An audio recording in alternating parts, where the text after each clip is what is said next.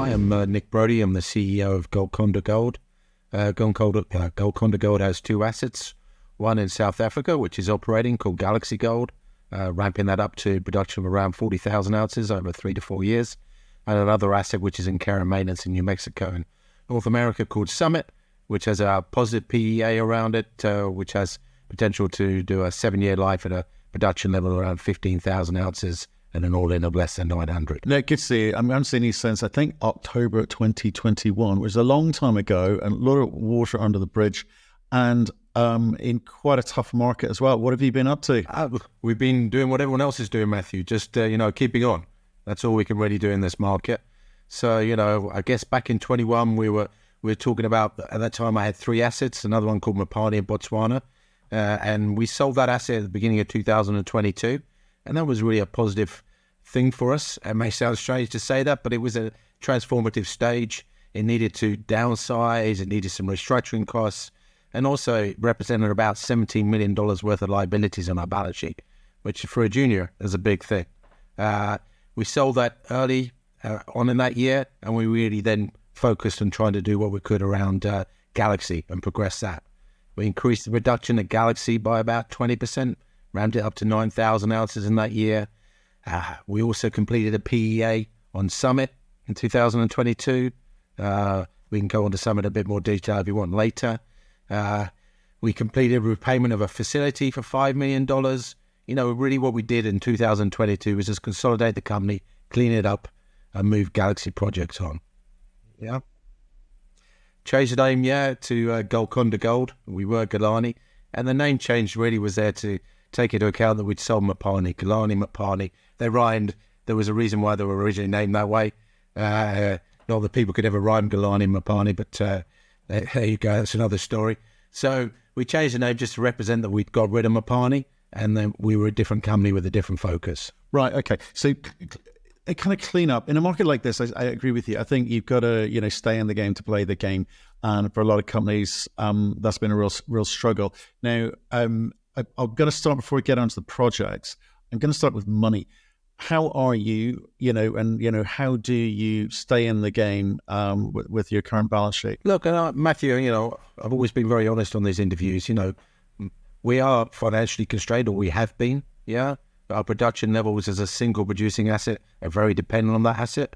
And if we have a difficult time, it represents a difficult time for the whole of the operation. Yeah, so I would say, 2023, the idea was to push on from 2022 and increase production at Galaxy.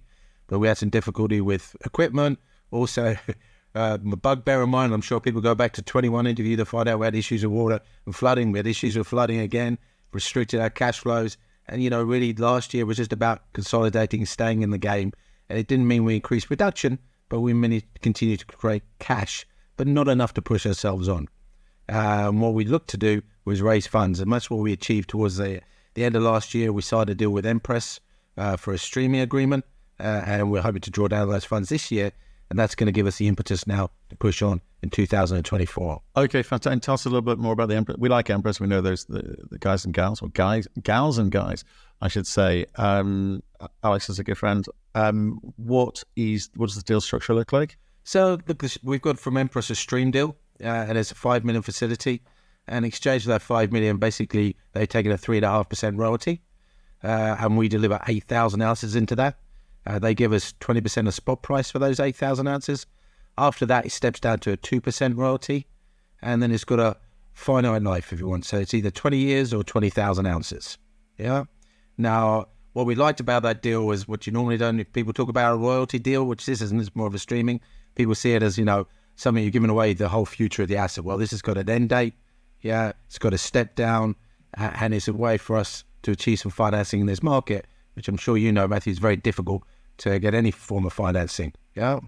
There's stuff out there. Look, and people are struggling out there. I'm sure your first thought wasn't, let's get a streaming deal here, but in a market like this, you've got to advance the project. And I think there's a new reality out there for a lot of companies, and we're having this conversation all too much. But okay, so there's the money, and the drawdown will happen when you need it. So offloaded an asset and the liability, which we talked about last time round.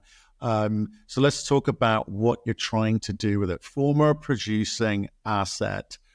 Those are interesting conversations. You got to have an idea of how you come at this. So tell us about that. So Galaxy's producing at the moment. We generate between 500 to 1,000 ounces a month, depending where we're at in the ore bodies and the grade. And what we have there is, we have a plant which we've upgraded and funded ourselves, which has a capacity of 50,000 tons a month, but we're only producing 15,000 tons a month. So we have the ability to increase production. And what this 5 million is going to give us is that ability. Yeah. So the money is going to be spent on spares, etc., for the equipment we have to improve availability on that, which has been one of the issues we faced in 2023 production.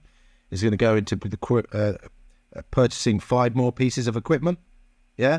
So we can A, increase on development, and B, increase on with regards to stoping ore. Yeah.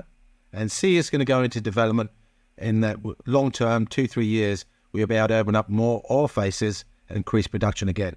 So it's a long term plan. From where we stand today, maybe producing around 10,000 ounces a year, ramping up to 40,000 will take us about 3 years. But the first step is getting this cash in and giving ourselves that leg up and that ability to generate and develop.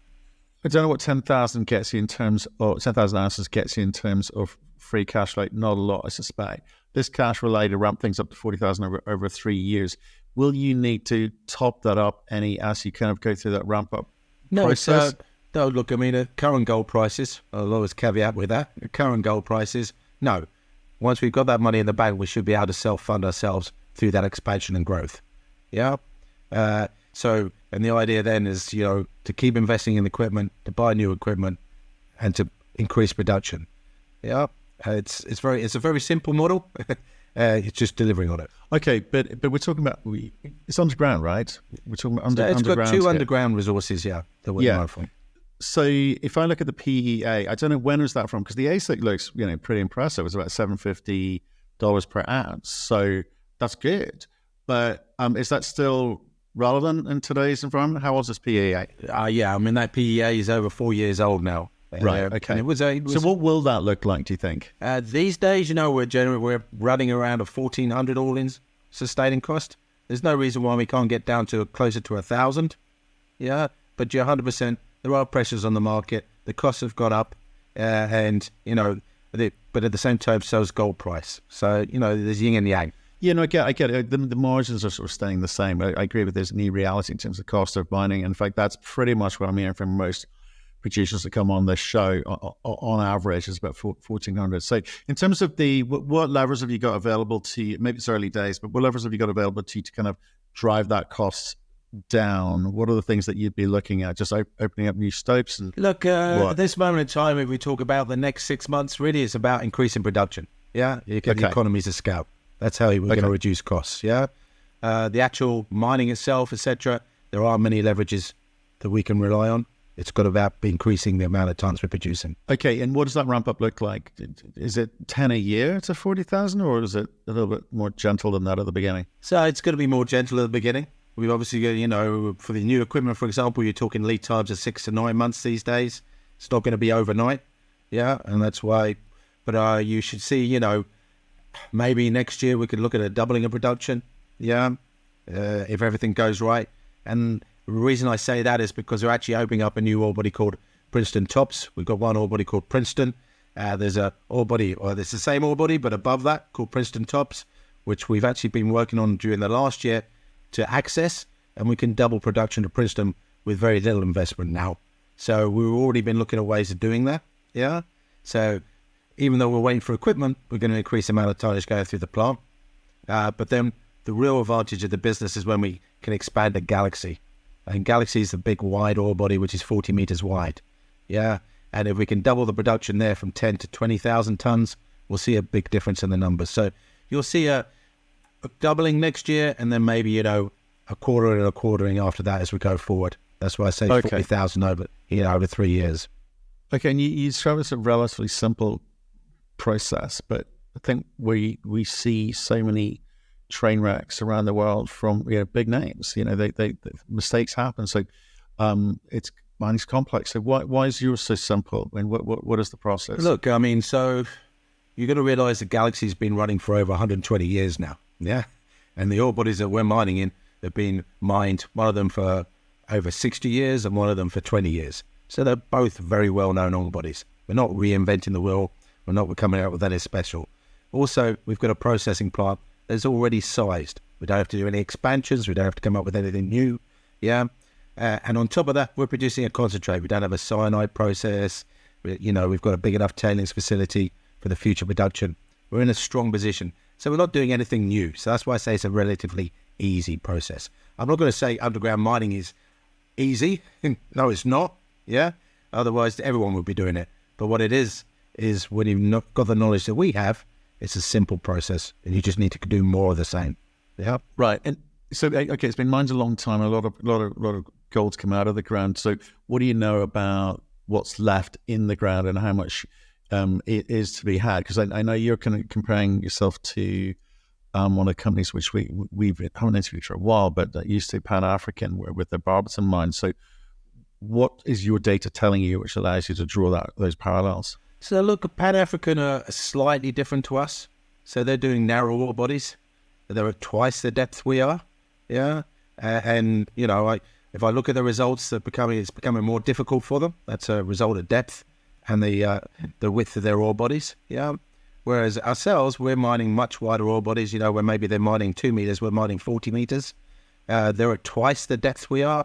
Whereas they're having to go into a shaft and go down. We're just driving straight into the side of the hill. So we've got easy access in and out. We're not shaft constricted. So I don't really think you can compare us to Pan-African like that. Yeah, we're kind of two different assets.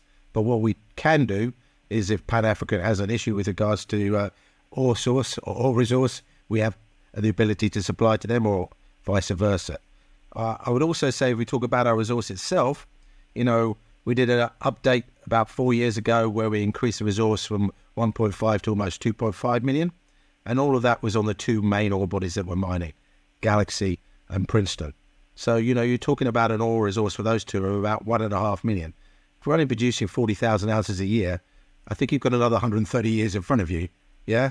And we're not talking great depths to get to those ore bodies. Yeah.